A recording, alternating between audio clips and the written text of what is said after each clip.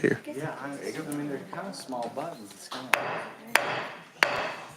I'd like to call this meeting of the Department and Agency Subcommittee to order. Today is February the 10th, 2025. And if the members would, please make sure that you are signed in to the meeting. And when you signed in, we will open the roll call, please. Includes me.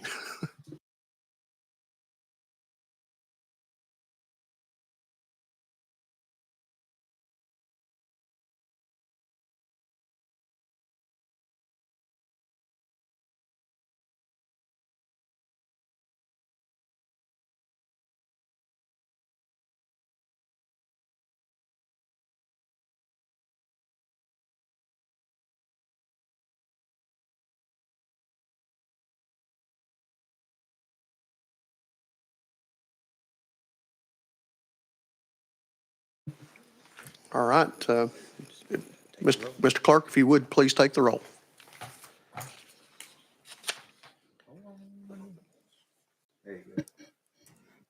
Mr. Chairman, you have 6 members present.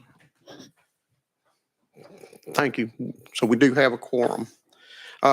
First off, is there any personal orders from any of the committee members? Seeing none, next we'll just a couple of things on the committee rules and policies. The subcommittee will adhere to the adopted rules of the House, as well as the policies which Chairman Crawford laid out in the full committee.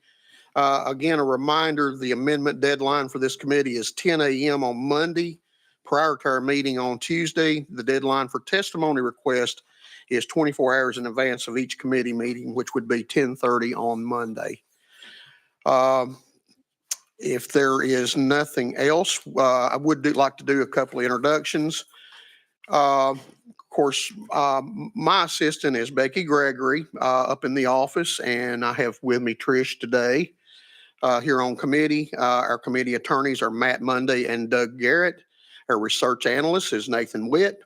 Our clerk is Adam Bryant, and our sergeant at arms is Reuben Sanders. And we're glad to have everyone with us today. Without objection, we will go ahead and get started with our calendar. And first up, item number 1 is House Bill 321 by Leader Lamberth. We have a motion and we have a second, and Leader, you're recognized. Thank you, Mr. Chairman.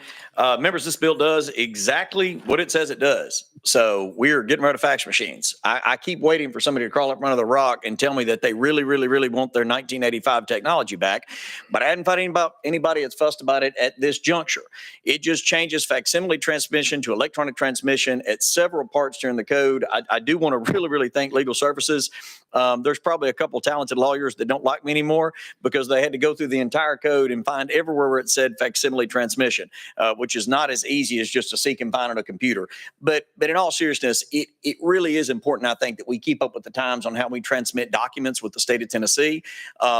It's pretty rare to be able to find a fax machine anywhere. Most people actually use an electronic transmission, even when faxing something, where they'll use a computer program or an app on their phone or something like that, and they'll scan the information in and then send it over. So all we're doing is just making sure the code keeps up with the technology of our times. I'll stand ready for questions, Mr. Chairman. Thank you for that explanation. Do we have any questions for Leader Lamberth? Seeing none, are we ready to vote? If so, we will ask the clerk to open, excuse me, let's back up. This is a little bit new for me. We are ready to vote. If everyone please enter their vote.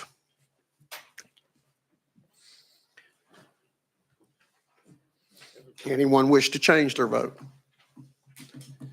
If not, if the clerk would please take the vote.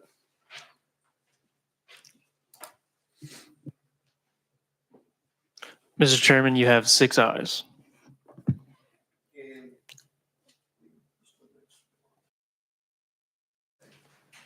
All right, Leader, you're headed to the full committee. Thank you, Mr. Chairman, members of the committee. And by the way, if you want a fax machine, apparently you can find one on eBay for $19.99. We looked it up. So yeah. Thank you. All right. Next up is our second item is House Bill 422 by Speaker Pro Tem Marsh. We have a motion and a second, and Speaker, you are recognized. Thank you, Mr. Chairman and committee.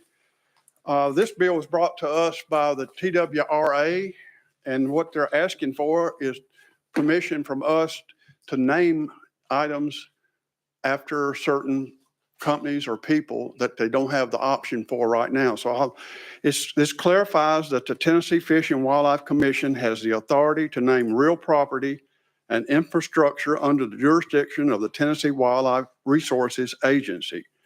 By clarifying this authority, the commission and agency may offer naming right opportunities to partner organizations and individuals aligned with the agency's mission and values.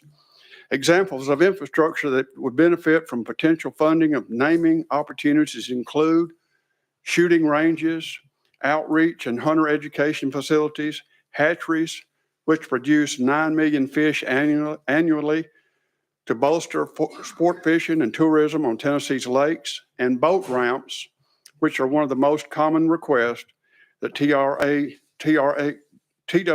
receives for new infrastructure. If successful, this additional revenue source could advance the quality and efficiency of agency programs, help mitigate future increases in inflation and expenses, and reduce some of the financial burden on sportsmen and women who fund the agency through licenses. With that, I'll answer any questions. Thank you for that explanation. Do any member have questions for the? Okay, all right. Chairman Powers, you're recognized. Thank you, Mr. Chairman. Just one question to the sponsor. Are we naming anything after you in this bill or any? I sure hope so, but I don't know what it's going to be. Thank you. A good question. Appreciate it. Okay. All right. Anyone else? I know Blair Beatty is here with TWRA. If there's any questions or anything like that, she's sliding down in the chair. Okay. So questions been called on the bill. We are ready to vote. Well, and if you would, yeah, you've already opened the vote. If you would, please cast your vote. Does anyone wish to change their vote? Seeing none, if you would, clerk, take the vote.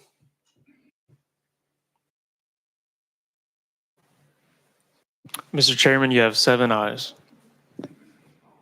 Right. You're moving on out to full committee, Okay. Speaker. Thank you, Mr. Chairman. Committee. Thank you.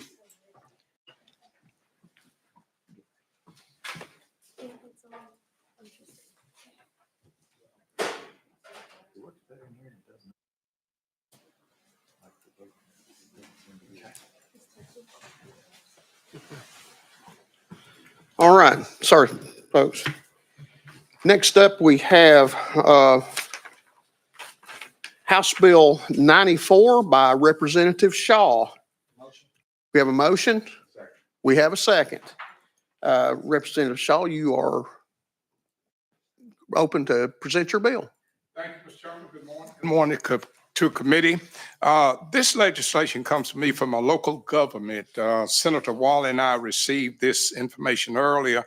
And what they're requesting is they tell us that occasionally the county has to pay for TDOC as well as core civic inmate autopsies, as well as the travel time. And this sometimes costs up to around $5,000 per inmate.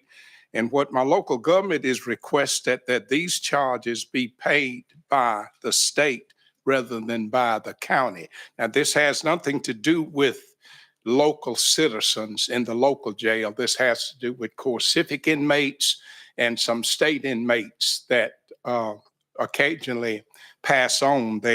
This county is paying for these charges, and they feel like this is something that the state ought to pay for.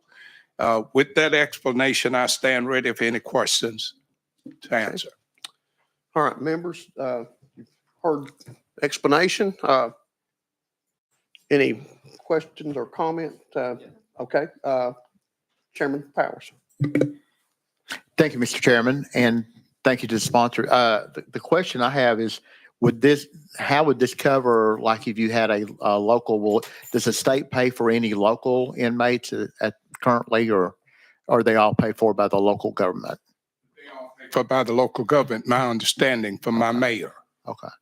And do they currently pay for any of, when the state inmates or anything like that, do they have are they getting any kind of payment right now for those autopsies or for anything like that is coming from the state government currently? You mean as refunds? Yes, right. No, right. sir. Or anything, yeah, right. Not to my knowledge, no, Okay. sir. And that's why they are making this request, is that they don't mind paying for the local citizens in the Right. local jail, but they are paying, we have 2 core civics in our county, and they are paying for those autopsies as well. As some of the occasionally for some of the TDOC autopsies. Okay. Well, I appreciate your bill and I like what it's doing. I think we need to just look at it a little bit longer, for this session and go back and the fiscal note on it and everything too, as far as how much we're actually going to be paying for. I don't know if I guess they researched that. Did they come up with a particular number or anything? I don't think so. Go ahead. And I don't think maybe they can, because nobody know how many autopsies are coming up. Okay. I think what they've identified is that it costs the county about $5,000 for each autopsy, whether it be 10 or whether it be 1. And what they're asking for is that we pay for our local folks, but not for TDOC or for core civic inmates. Okay. Yes. Okay. I appreciate the bill. I think we need to find that there's some information there that we need to find out and do a little bit of more research on it, find out exactly, because I know that we've run into that too in other places. So I just want to make a motion that we move this to a final calendar too, and that way we'll have some time to look at it and get some more exact numbers on here. Okay. And so I'll So make again, that motion. Yeah. Okay. Do we have a second? We have a second? Okay, without objection, we're moving to final calendar 2. No, you have to vote on it. Pardon? We have to open the vote on it. I thought Oh, we're just rolling it. we're rolling it to a final calendar, Representative Shaw. That's my question. When you said roll into a final calendar, you mean the very last calendar? Yeah, it gives us a little time to take a little closer look at it. Okay. sir. Okay. And we'll be notified as to when that would be. It would be the final calendar of this year. Okay. Yes, sir. Thank you, Mr. Chairman. Thank you, committee members. Thank you, Representative. Okay. Yes, Representative Miller. Thank you, Mr. Chairman. Mr. Chairman, on motions, and I should know this, if there's a motion, there's a second, is it a question on the motion so that we can discuss the motion? Or it's just- In this case, it's not a final action, so there was no vote taken. Or no, it was not a final action. There's no final action taken on the bill. In that case, yes. I guess there could have been debate on the motion at that time. I'm sorry, I was not aware. Okay, Thank you, Mr. Chairman. okay. And Representative Chisholm. Well, seeing that we missed the opportunity to have discussion on it, would it be on the table to reconsider our actions and go back into it?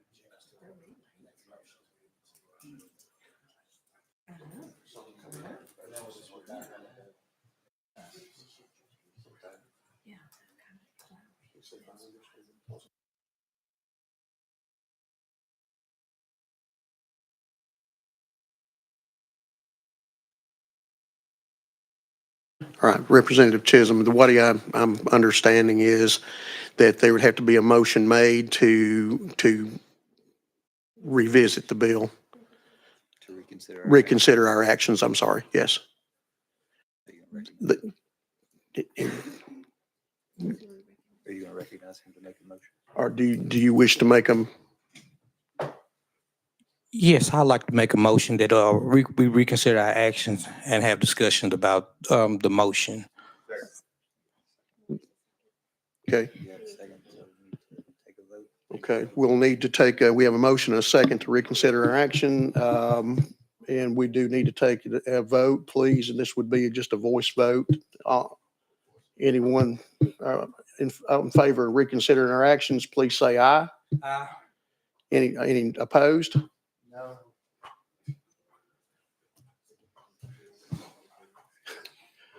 You can either announce it or you can take a roll call. Roll call. I'm gonna roll call it.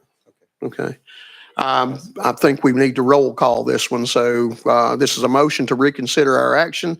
All in favor of reconsidering, please signify by saying or voting yes. Any opposed to reconsidering the action, vote no. And if you would, open the vote.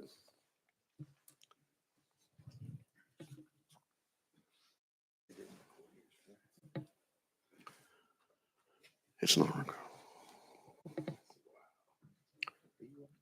It's not. There we go. There we go. Okay, we have two. If you would take the vote, Mr. Clark.